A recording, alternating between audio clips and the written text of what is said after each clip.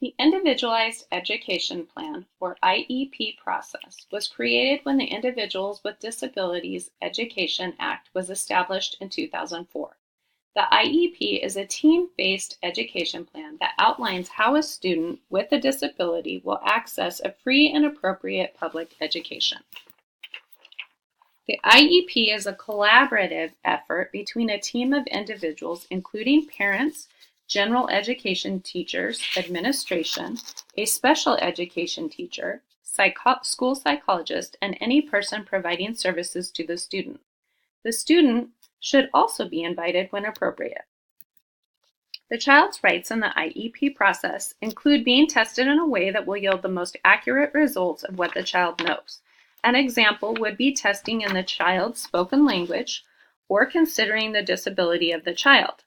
A child has the right to be evaluated for all special education needs, not just those needs specific to the child's disability. Parents have many rights in the IEP process.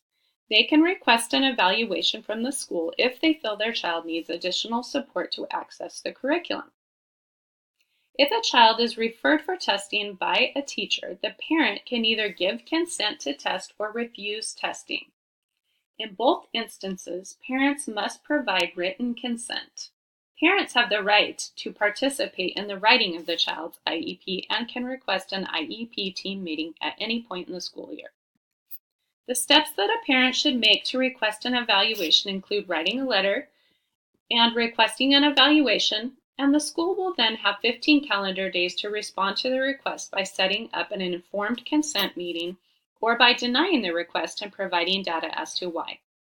According to the research, the IEP requires communication among a team of individuals that work with the student. One study explored improving collaborative relationships between team members, such as the parents and teachers during the IEP process. The ultimate goal is to provide a framework for instructionalized planning to provide appropriate individualized instruction to students. Collaboration can be impacted by many different factors, such as diverse cultural linguistic backgrounds and the sensitivity of educators, differing levels of power dynamics on the team, or complex procedures and compliances required for the IEP. Your child's school should take the time to explain the process and language used as you work together.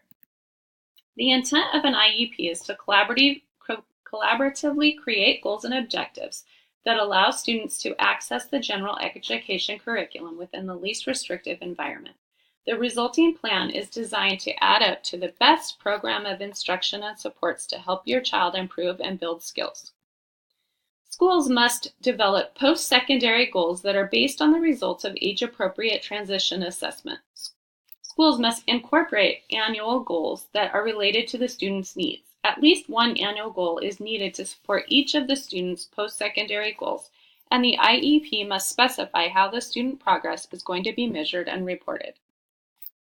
Accommodations need to aid students in their academic learning and help students learn the same material and meet the same expectations as their peers.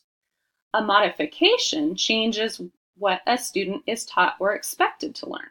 Accommodations need to be updated as academic performance changes and need to be implemented regularly and consistently.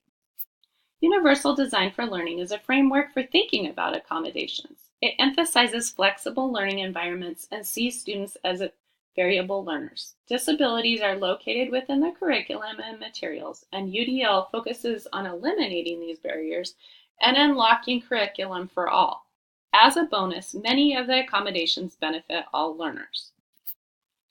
If behaviors are the concern, a behavior intervention plan must objectively define the targeted behavior to be changed by first measuring the target behavior to determine whether the behavior changes after the treatment is implemented.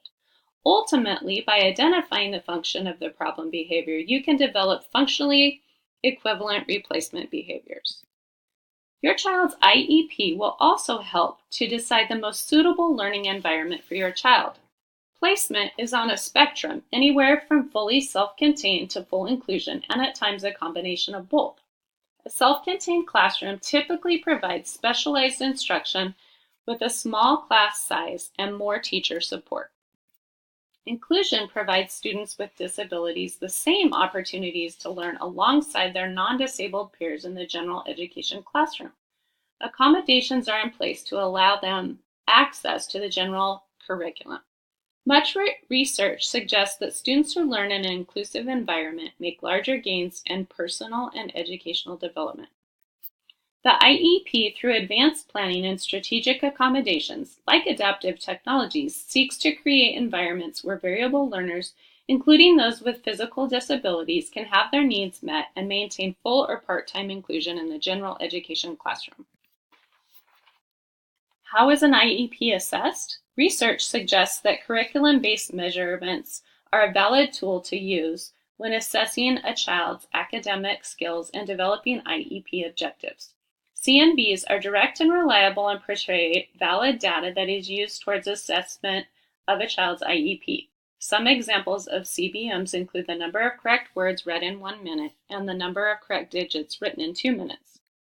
Research also suggests that a daily behavior report card, or DBRC, is an effective and immediate way to monitor a student's progress on an IEP.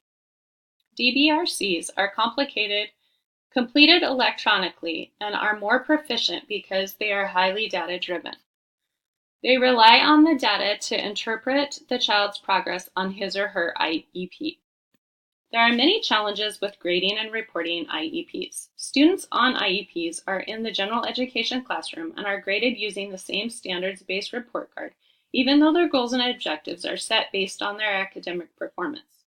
The challenge is correlating the grades on the standard-based report card to match the progress made on his or her IEP. Student growth is not necessarily an indication of a successful IEP. It is successful if it is followed and implemented correctly by the teacher to help the targeted child improve his or her academic achievement. The child is assessed thoroughly, and alterations to the IEP are made if the child is not reaching their goals and objectives. Throughout the IEP development, the team should continually inform the parents of their rights, explain the purpose of the meetings without complicated jargon, and ensure that parents are given opportunity to provide input or ask questions in a collaborative environment. To summarize, the IEP process should be a collaborative effort where all members of the team identify the supports necessary for the student to find success.